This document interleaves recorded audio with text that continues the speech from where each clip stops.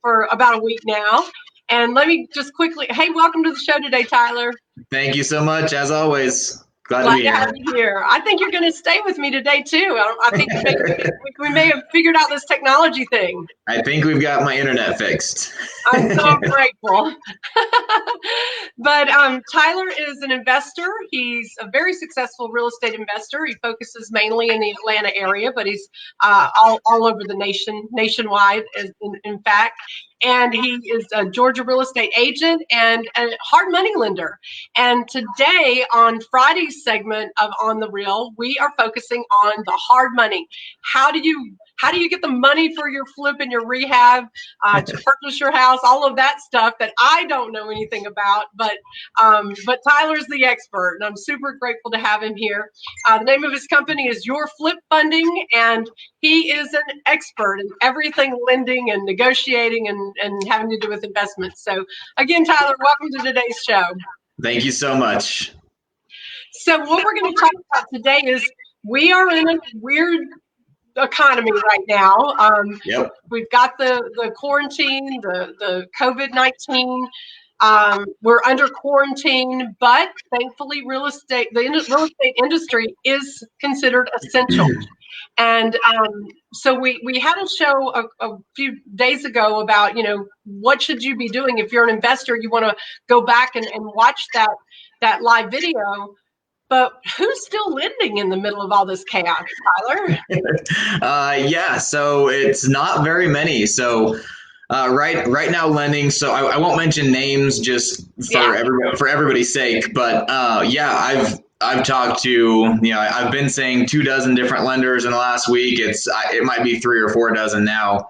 All the nationwide lenders, they depend on the secondary market, which means they close direct on the loan, and then they sell it afterwards to the secondary market, which is the stock market. Well, as we all know, the stock market right now, that's all dried up. So everybody who has that business model, which is usually the huge, big, large companies that, have somewhat limited funds, but then they sell their loans, all those companies have paused lending or dramatically lowered the leverage, meaning instead of 80% of the purchase price that they cover, now they're only covering 60%. So probably 75% of the companies out there, at least.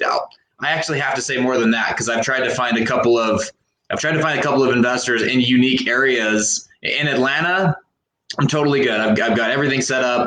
Great connections. That's my main area. But in a couple of these small random areas that I don't normally do loans, I've had to hunt and call several lenders just in those areas just to see if I can connect some people to any hard money lender, and it is not easy right now. It's crazy. So yeah, not a lot of people lending. The secondary market people totally have shut down, or not shut down. Their businesses aren't out, but they've paused during this time.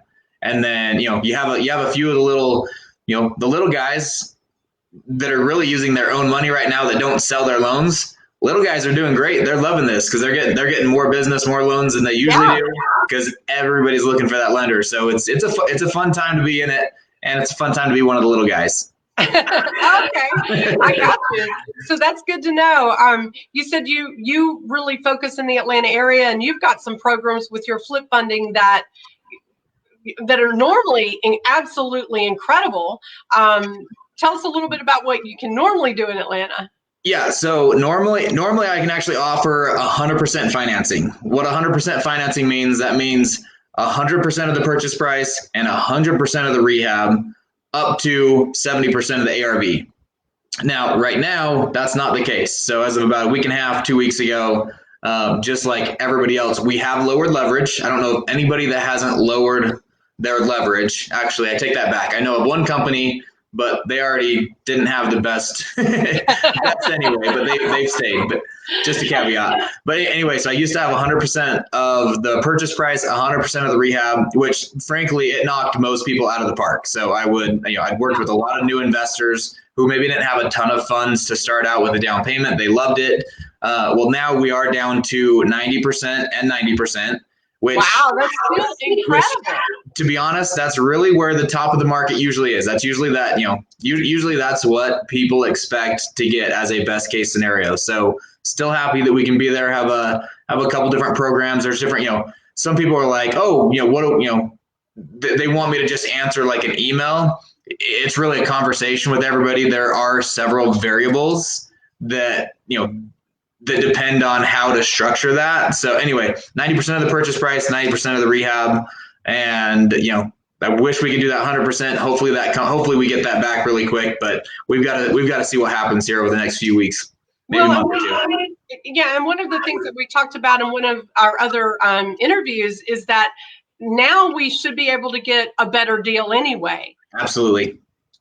Yeah. If you're not, if you think of it this way, if every hard money lender, they know the industry pretty well. If every one of them are lowering their leverage by, let's say, at least 10%, you should probably lower your offers by 10%. Yeah. And you're going to get some. I do have a ton of people say, hey, there's deals all over the place. Well, those deals are too high now. Yes, it might be easier to buy it, but you really should be buying at least 5%, if not 10% lower than you were 2-3 weeks ago. Right. And then we, just to also make it clear, it looks like the other end of that market is still super high. The ARVs are still up there. They haven't gone down. So maybe this is a really good time for an investor to invest. Yep. Take advantage of where we are. Yeah, I've hit on that a little bit in the past. We're when I say buy 5-10% lower right now, it's because we're kind of in this little mini buyer's market, which we've been sellers market for so long. At least, again, I know Atlanta the best, but it's totally been a seller's market. Right. Now we're in this little, how long is it going to last? A couple weeks, couple months, this buyer's market. But right out of this, experts expect that right after this, in the next, they don't have an exact time frame, but 6, 8, 10 weeks, somewhere in there, that it's going to be right back. We're going to have, there's going to be very low inventory, and there's still going to be people that need housing, especially everybody there's going to be an influx. Yeah. Because right now you have all these spring buyers that are buying between March, the prime season, let's just say, sometime in February to end of July before school starts is the prime season.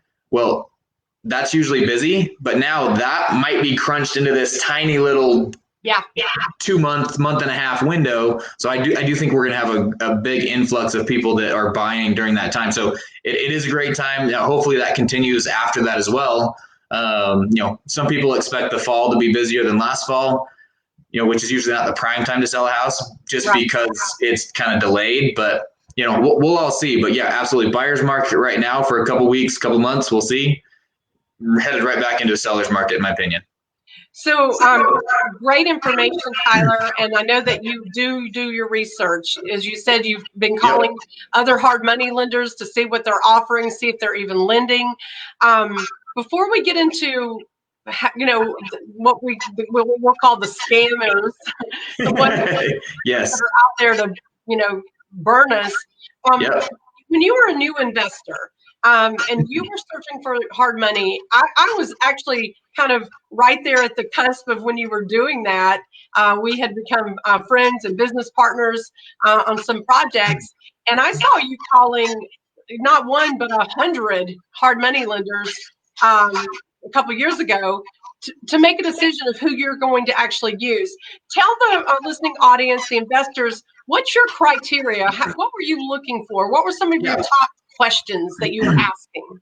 Yeah, no, that's a great question to kind of say, okay, what's the best way? How do you interview your hard money lender? There are a ton of lenders out there. So tons. You have your choice. Like if I earn somebody's business, I am super grateful because I know that they have a plethora of choices. I'm going to lead into that real quick by first saying I had used a hard money lender who extension. We had to pay more earnest money to get some of those extensions, not non-refundable earnest money. We had to increase the purchase price just to get to the day before closing. I was literally on my way to the bank to wire the closing funds from my end. And they called me and said, after at least, no joke, 3 extensions, all the, they called me and said, hey, we didn't realize that you're adding a second story to this house. And I'm like, okay, you've got drawings, the floor plans, you've got the appraisal has it on there, you've got the scope of work, how do you not know I'm adding a second story? They said, well, now we need to vet your contractor. I'm like, okay. The day before closing? Day before closing, after 3 extensions. So, I'm like, well, what do you need from my contractor? Well, we need, make sure we need his W-2s. We need this. We need to make sure he's paid his taxes. And it's like, wait, basically they were going to make my contractor qualify for the loan because it was a large project. But I'm like, that's going to take a week. They're like, yeah, at least a week. So we lost that property because a hard money lender didn't, I don't know what to call, I don't know what to say, but anyway, just a severe issue with a hard money lender. That's one of the main things that just burned me. And there's one or two other, I did lose another property as well from a hard money lender. Just, I think it's mostly their communication, their process. I got sick of them requesting another document 2 days before closing. It's like, why don't you know what documents you need a little bit ahead of time, more than 2 days before? But anyway, so that specifically is what really drove me into, okay, I'm going to go out and find and I called from a previous, my previous flip I did in the area. I called that lender back and hey, I got another property, let's get it started. They were like, oh, we're out of funds. So I'm like, oh my God. Okay. So those two things are really what led me to, yes, calling tons of hard money lenders, finding out what they do. So I don't have a list in front of me right now, but I just know, when you pick up the phone, you're interviewing the hard money lender. They make sure that they can answer your questions. If they're stuttering and hesitating and they're and just if it seems like they don't really know, they're too new, you're going to have issues. And I know that because of the first few loans that I did. that's what it was like. Even though I felt like when I got into this industry, because I had already done the investing side, so I already knew the process. And you knew what investors really needed and wanted to make them succeed. Yeah. So, but when you're interviewing a hard money lender, you want to make sure first and foremost, so secondary, yes, it's important to make sure that they have good points, to make sure that, low points, meaning not too high. And I will say right now, everybody expect a little bit higher points and interest right now than you usually get. That's where we're at in the economy at the moment. But, so yes, you want to make sure they have good points. You want to make sure that they have, a decent interest rate. You want to find the best leverage. If you want to put as little money down as possible, you want to find out what their leverage is, how much of the purchase price, how much of the rehab, what do you need to bring down to the closing table? You want to find out what extra fees they have. A document prep fee, very common, very normal, somewhere between $700 and $1,500, for a document prep fee is totally normal, not upfront ever. Okay. Always, any fee should be at closing. The only thing that you're paying before closing is for the appraisal. And most of the time that your hard money lender might pay it directly and then you might reimburse them. If that's the case, that's fine. But other than that, you're paying the appraiser directly. Other than that, never send money up front. We'll get into more scam stuff in a little bit here. But anyway, so you want to find out the points, the interest, what their leverages are. Make sure they don't have any junk fees is what they call it. You just really want to have a conversation with them. If you don't, a lot of investors use other people's money. So they have a quote unquote gap funder or partner to bring, to bring that 10% of the purchase price, 10% rehab. They have a partner that brings that in. Some require, find out what documents they need. Some are going to require tax returns. Most of the times if they require tax returns, they're just making sure that you don't owe the IRS money. They don't care about your income. I joke with people, I have one program where I have to collect tax returns, and I joke with people, I'm like, hey, if we looked at your income, we would never give investors a loan. So we definitely don't look at the income side. We're just making sure, that A, they pay their taxes, that they're a good citizen, and B, that they don't owe the IRS any money, because the IRS is the one that can jump right in front of us, and take our first lien position. Right. So, find out, okay, do they need tax returns? Do they need bank statements to prove that you have the funds in your account? Are they fine with you just sending, just as long as you can close, then that's all they need? I feel like I'm missing one or two other big things to ask for right now at the moment. But anyway, just finding out what documents they need, what they collect, get it ahead of time. And yeah, and anyway, so you're interviewing them, but most importantly, in my opinion, make sure that they're willing to take the time to talk to you, to educate you, to walk you through the process. The faster they try to get you off the phone, yes, they're busy, but this is a huge decision, a huge deal in your life. Yes. They owe you some time to be able to walk you through some process and answer some questions. I don't know how many times I have somebody call me back and I can tell they're going through their interview process where they're talking to multiple hard money lenders, and I get a phone call 3 or 4 days later where we already spent 45 minutes or an hour. I get another one a couple days later and they're like, okay, I talked to a lot of lenders. I want a little bit more detailed information from you now. I'm kind of narrowed it down. And we almost repeat the conversation, just totally fine. At first I was like, we just had this conversation a couple days ago. But people do their due diligence, which is great. So they call, they talk to you, they get some initial info, but they might talk, if they're like me, they might talk to 100 different hard money lenders, but narrowing it down. So just making sure that you're comfortable with them. Do they return your call quickly? If you have to, if you call them and they call you back 2 days later, issue. We gotta, if they're trying to get your business and they don't call you back before they get your business, once you buy that house, oh my God, that was my first hard money lender. They were all super buddies, but I could never talk to anybody. It always had to be by email, and I was a new investor, and I'm not good with numbers when it comes to what you do, and I just didn't understand the process. They wouldn't talk to me, but I did it anyway. I actually was involved in a sort of a scam on my first house. Everybody was working together to, help me get that house. And then when I needed and had questions about the draw process, it would be 2 days later and it had to be by email. I hated that. Yeah. So yeah, phone calls are huge. So do you want to get into some scam stuff for a minute? Well, I just want to say this because first, yes, I do want to get into that, but I do want to say, Tyler, that you are absolutely the most incredible communicator. You are very patient with the questions. You build relationships. And I think that's what I really want to hone in on, is that you are building a relationship with Absolutely. This hard money lender. Just like just like your banker, you should have a relationship with your banker, because it really is all about who you know, like, and trust. And when the stronger your relationship you have with your hard money lender, the better your whole flip is going to go through that process, because there's going to be hurdles. There's going to be times when you need to ask questions.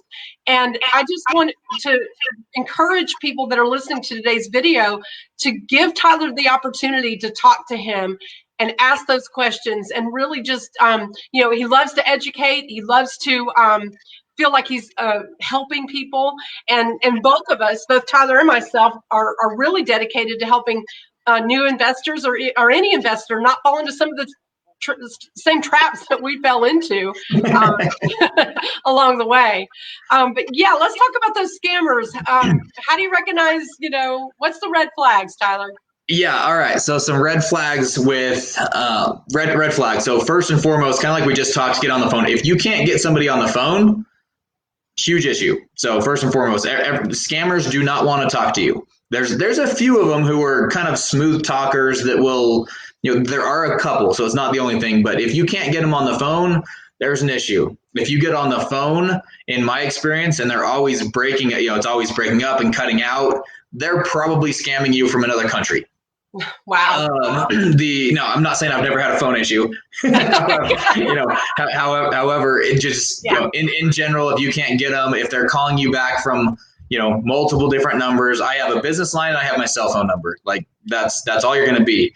Always look them up. At any time, I'm always in the different groups, investment groups on Facebook, and I see it all the time. Somebody offers something that sounds too good to be true, which I realize when I throw out 100% financing, which I can't do right now, but 2 weeks ago, I know it sounds a little too good to be true, but that's what. But anyway, first thing I do when I hear anything or see any post that looks too good to be true or anything, I click on the person, and if they have 3 posts from the last 2 days, you can clearly tell this Facebook account was just created. Right. There's an issue. Now, I am not saying that they have to be the best Facebook marketer and post lots of videos or tips or anything, but you should be able to see a history where the profile is the same person. So it didn't change from I've seen a female 2 years ago, and all of a sudden now it's a dude. So, and there's and anyway, there's just making sure the Facebook profile looks good, and make sure you can get them on the phone. There's tons of other things. What are some other main? Stumped me for a second here. There's one thing. So one thing I'll do too, just is always get a term sheet. The worst experience I've had with it. I'm an investor. I have no idea what a term sheet is. Great question. So a term sheet is when you send me, okay, here's my purchase price, here's my rehab, here's my ARV, okay, you're ready to get started on a deal. The first thing I'm going to request is your purchase contract and your scope of work. Right. That's kind of what I need to order the appraisal to get the process started. Well, within the first 2 or 3 days, at least, you should get a term sheet, which is something that outlines the details. Now, it is a preliminary term sheet because I'm saying, hey, this is what we're going to loan you. Your down payment's going to be this much. Your points are going to be this much. Here's your interest rate. Here's all the other fees, if any, that are all listed there.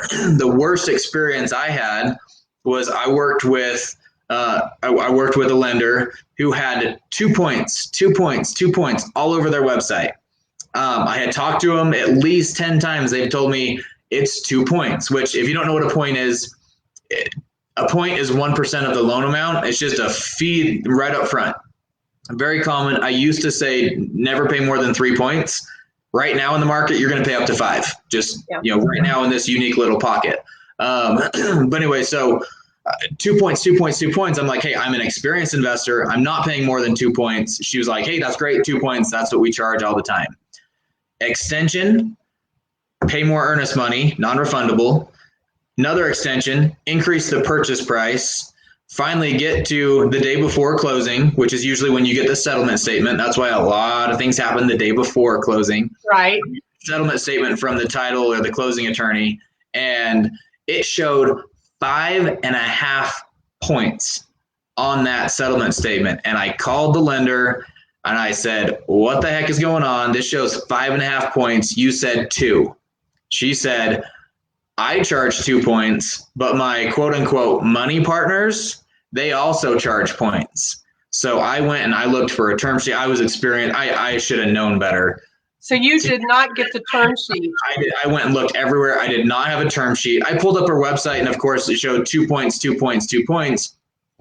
Find out she's a broker. She takes 2 points on top of whatever else her quote unquote money partner or the actual lender. Now I have nothing against brokers.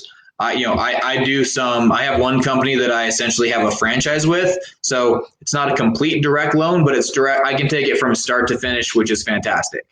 I have 2 other programs who, if it works better for my client, I do broker those out. But I have two things with brokers. Number one, never ever, I will never charge more than what they would get going directly to the company. So if I go broker through another company, if you call them directly, you're going to pay the same points and interest through me as you would through them. In other words, they're going to pay me out of what they would normally get. Right. I'm not adding on top, which is what 90% of most brokers do, and they add 2 points on top of everything. Is pretty common. So anyway, so I'll never take more, and you just got to make sure that you get that term sheet so that you know exactly in writing what all the details are going to be, because I had nothing to go back on. So it was. So what did you do? You walked away, right? Nope. We had more earnest money down. We'd paid for the so I think we were $6,000 or $7,000 in earnest money that we would have just flat out lost. We paid for the appraisal. I don't remember exactly what we had as far as any other inspections or anything else that we already had out of pocket. But we, instead of I think it was 7,700 or something was the expected points.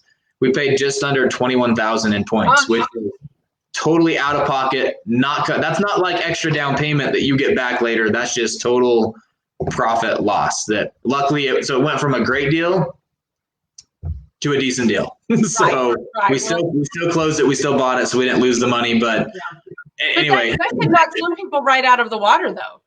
Oh, totally. Yeah, if we didn't, absolutely. Thank God you had the assets to do that, and you were a experienced investor that actually got a little scammed. I mean, it wasn't a total scam because it's a legit company, but this is 12. That was like 12 flips in. So I purchased at least 10 to 12 flips at that point. By the time, wow, I knew better. I should have known better. But it was 2 points everywhere. So I didn't think about it. But get that term sheet, find out exactly what they are. So well in advance. Yeah, I want to clarify something you said. You said, and it's really just logistics. You said, what are points? You said that's a fee that you pay up front. And I want to clarify that you do pay it up front, but you pay it at closing. Yes. Not Thank up you. front. Because I just want to clarify that for all investors. We've already said that. Don't pay any fees up front. Don't pay any fees to the closing table except for the appraisal. Yes, but thank I just you. want to clarify that in case somebody, misunderstood, because I think that's really important. So thank you very much. Most of the time when I say upfront, I mean at the closing table instead of before, but thank you. Yes. Don't give them. So I guess another common scam is, asking for, just like you just said, it's asking for, hey, sounds good. Let's get the loan started. To get the loan started, I need a $1,495. I have a $1,495 fee. As soon as you pay that, I'll get you a term sheet and get you the specifics, and we'll get your loan started. Well, that's sounds good to me. That's code for I'm going to take your money and run. So you'll never close this deal. you'll never, not with them. The other most common scam that I see, and I don't know why so many scammers use it. If you see a 5% interest rate, no other fees, no points, run. I don't know why so many scammers use 5%. I look up their Facebook, almost always fake, or you can just tell it's almost fake. I'll give them a call. I can never get them on. I don't know what it is, but I don't know a single legit hard money lender that their interest rate is less than. I'll put it this way: if you haven't closed at least a dozen deals, if you haven't done at least a dozen deals with a hard money lender, you're going to pay more than 8.5%, 9%. I don't know of any that charge less than 8%. I'll say just to cover myself. But that doesn't mean go expect 8% either. So, if you've done a couple dozen loans with the same company, sure, you might start getting better and better interest rate.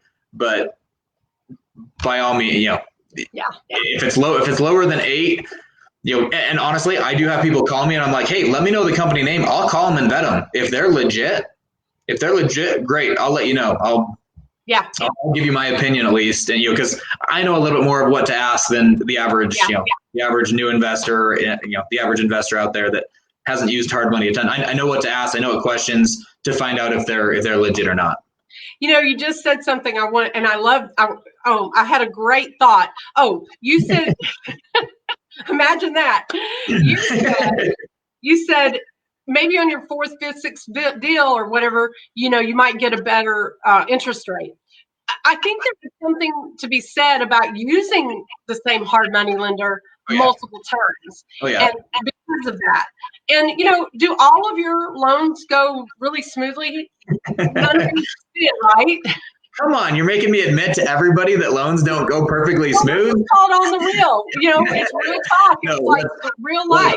Let's be real. So there's several different things that can be issues or cause delays. It can be from my end, it can be from the buyer's end, it can just be a miscommunication. It can be from the appraiser. There's it can be from the title or closing, title company closing it. So yes, there's a lot of things that can go. There's there's 2 different real estate agents. So the one thing that I didn't realize before I got into the industry, before I got into the lending side, is how many moving pieces there are, how many different people play a part. So because of that, there can be more delays.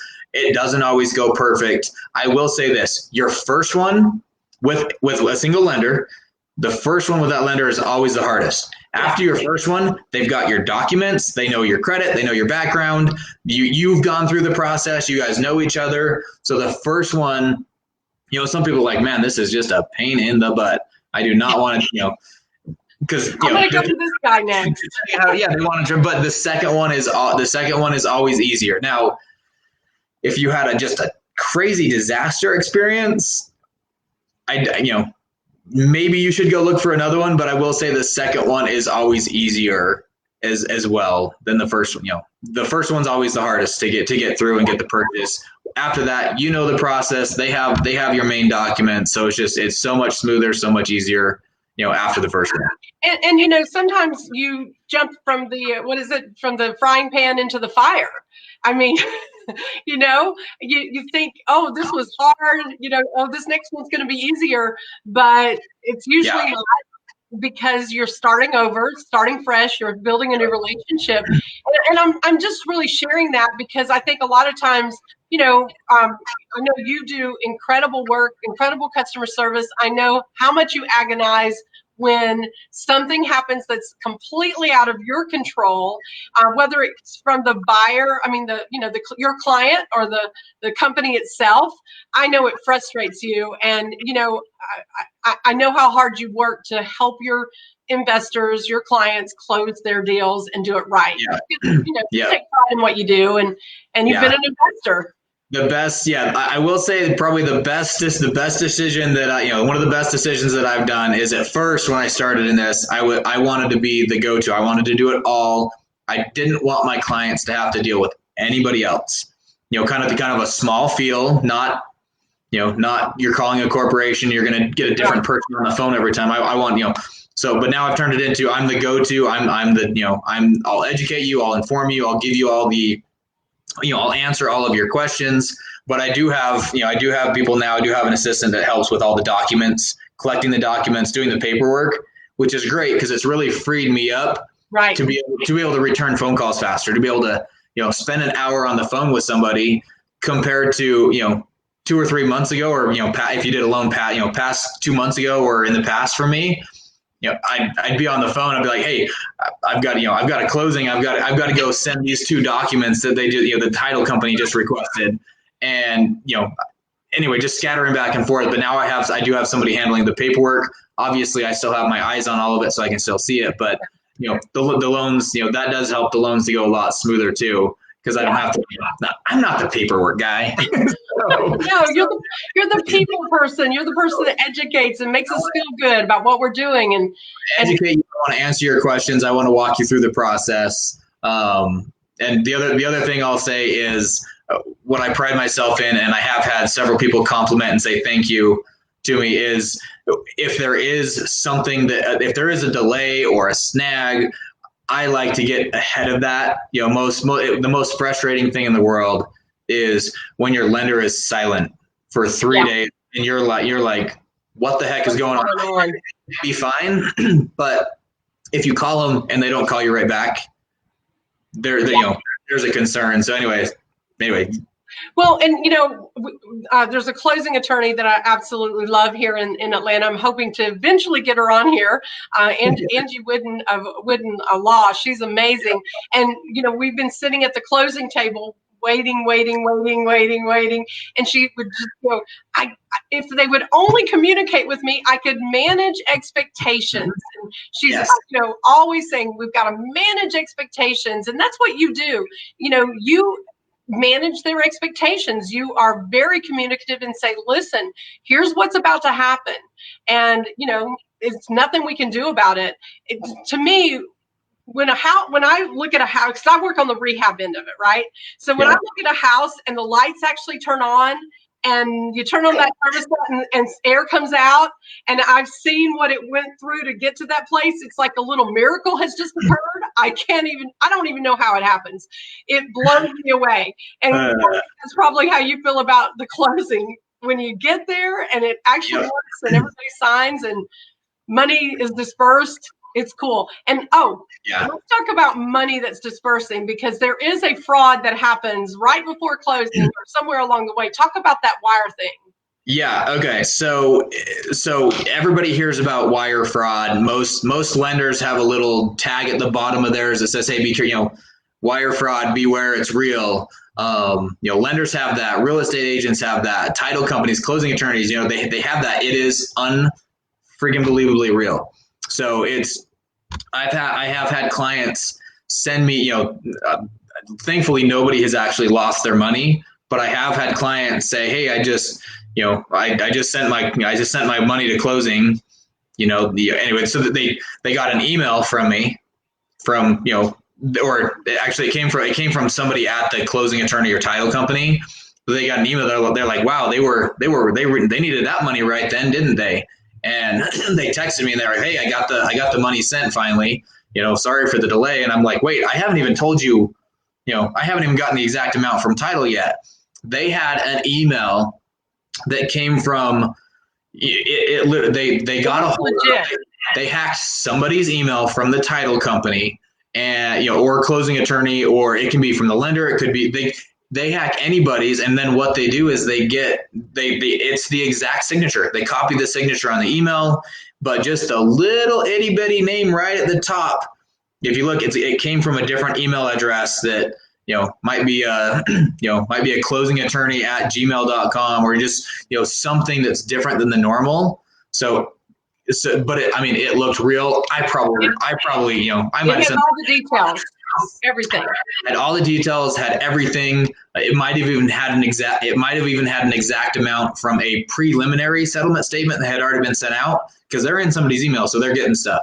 It looked real. So always call a number that you have called before. So somebody that you've already previously talked to at the title, wherever you're sending the money to, at the title company, the closing attorney. Make sure it's somebody that you've already talked to before, because they can put a new number on there. You can call and say, "Hey, I'm verifying the money. Yep, send it over. Well, we're ready for your $73,492.86. Wow. Send it on over." So because they confirm the numbers that you just got on that email. So never use the phone number off of the email that you get. Always call a number that you previously know. If you have I'll just say this too. Always double check with your lender as well. Just say, "Hey, is this the right amount, and is this where it's going?" Yeah. Just to make sure as well, because I've called to confirm wires before, and I call them, and I hope I don't mix it up in my head right now, but I call them and I'm like, "Hey, I'm just I'd like to confirm. I'm calling to confirm the wire details," and they're like, "Okay, go ahead, give me the numbers," and I'm like, "Wait, if I give you the numbers, you can just say yes." So I'm like, I want, I'm like, hold on. Anyway, so it's it's a really nerve wracking who should give the numbers and what. So make sure you're talking to somebody that you've already spoke to, and that you can find that phone number. Maybe even Google the phone number to make sure it does go to that title company or to that closing attorney. And the reason we're spending so much time on this is because it's very prevalent. Mm-hmm. Very. It happens all the time. And I know personally, at least 3 or 4 people that have lost 30, 40, 50 grand and more, right? And just lost it. And there's no way to get it back. I mean, these people are super good at what they're doing. They're super good scammers, I guess. And it's devastating. And they're out there, and that's, it's a bad thing, but you have to be warned. And you mentioned it, Tracy, before, right before this call, as we were talking for a minute. More so even right now, and there's even more people desperate for that money now, and scammers come out of the woodworks even more during a hard time like this. They do. Well, listen, such great information. So I'm going to go ahead and put your contact information, scroll that across. Some of you have seen that scrolling. Thank you so much. I've got new little feature there, but there's Tyler's phone number, his website, yourflipfunding.com. I would love for you to tag other investors. Please, this is such great information. Everybody needs to meet Tyler. One thing that I'm super part of my deal is that team building. And you might be thinking as an investor, I'm not ready to flip right now. But you want to flip later. So you want to build your team today. You want to decide who your hard money lender is. You're going to work with your real estate agents that are helping you find houses, but you want to build that relationship now. And so don't wait until you find that house. When you find that house, it's too late. You have to move fast. This is a very highly competitive industry that we're in, and when that house comes available and you find it, you might have 5 days to put everything together and everything you need. So building your team is crucial. And that's what Tyler does. He is, your hard money lender is part of your team. Your closing attorney, whenever you can use that same closing attorney, that's part of your team. Your contractor, maybe, your overseer, all of those components are so hugely important. So I'm just excited to, I think it's a great interview, Tyler. Is there anything else that we might have missed that you want to touch on? I think I would just like to kind of throw an offer out there. It can be very intimidating or intense to talk to different lenders. And I tell people this, something like this along the lines all the time when I talk to them. But if you have another lender that you're working with, if you have a good relationship with them, fantastic. Relationship is huge. But if you ever have another lender say something to you, really, I'll even open up to anything else in the industry, but specifically to the hard money lender. If you have somebody that they tell you something and you're just like, that doesn't sound exactly right, or any concern or question, I don't care if you use me or not. I'm happy to help however I can. Make sure that you don't get burned. Make sure that there is nothing shady going on. I'm happy. Feel free to pick up the phone, give me a call, and just say, hey, I was just told to send this, or he asked me this question, or if anything just doesn't sound totally right, even if you don't know me right now, I'm happy to just give you a second opinion. Again, even if you're not using me, that's totally fine. Just we've all got to work together in this industry. It's a small world. I joke all the time. I'm like, Atlanta's a big city, but it's a really small real estate investing community. So I'm happy to help however I can, even if you're not working directly with me. Obviously, I'd love the chance to earn your business, but I'm never going to try to steal you away from anybody or anything. I'm happy to help however I can. So I just want to throw that out there. Appreciate that, Tyler. So I'm excited about, I don't know, I told you before this started, I'm just super excited about today. I've got some little tricks up my sleeve for later. So I hope people will make sure you like my page and watch what I'm about to do, because I'm about to do something really fun, Tyler. So yeah. Well, we appreciate everything that you do. It's great. I enjoy these. Thank you for everything you do. You are fantastic. So appreciate your smile, your enthusiasm, and everything you do. So. Thank you. They're a lot of fun. And I love having great guests on. So join Tyler and me on Monday, Wednesday, and Fridays at 11 a.m. Eastern Time. On Monday, we will be talking directly to investors, maybe, not necessarily about hard money, but about other things, investor insider tips. On Wednesdays, we're really talking about to the real estate agents, how to work with investors. And on Friday, we talk hard money. So It's going to be a great week next week. So join us. Share and like and tag other people in the comments. Ask questions in the comments. We'll go back and answer them. Make sure Tyler gets those. And just share these to your real estate groups all over the country, not just Atlanta. Tyler can work all over the country, and I'm always happy to help people wherever you are. Everyone be safe. Stay at home when you can. Stay quarantined. Stay super safe, and we'll see you next week. Bye, everybody. Bye, Tyler. Thanks.